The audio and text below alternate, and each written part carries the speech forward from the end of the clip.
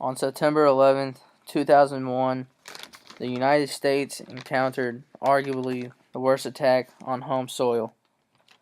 19 militants associated with the Islamic extremist group Al-Qaeda hijacked 4 airliners and carried out suicide attacks against targets in the United States. 2 of the planes were flown into the towers of the World Trade Center in New York City. A 3rd plane hit the Pentagon just outside Washington, D.C., and the 4th plane crashed into a field in Pennsylvania.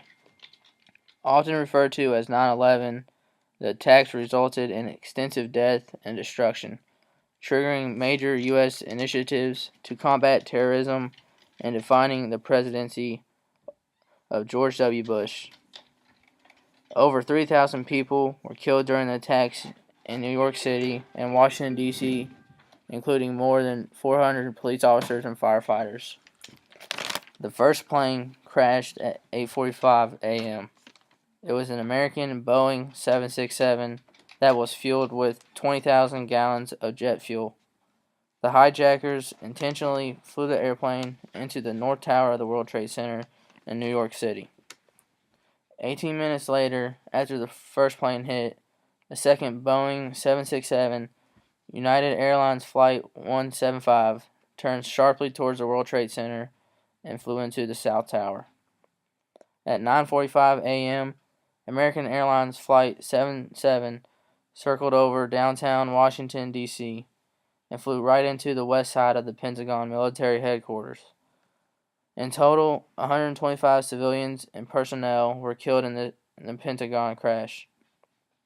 While chaos was still unraveling in New York City and Washington, D.C., a 4th California-bound plane called United Flight 93 was hijacked about 40 minutes after its departure in Newark International Airport in New Jersey. Passengers began to find out about the other hijackings and knew they were on the 4th one. The passengers were brave enough to fight the 4 hijackers on the plane and suspected to attack the cockpit with a fire extinguisher. The plane flipped over and crashed into the ground at 10:10 a.m. in a rural field in western Pennsylvania. All 45 people on board were killed. The intended target of this plane is not known, but the most common theory is the White House.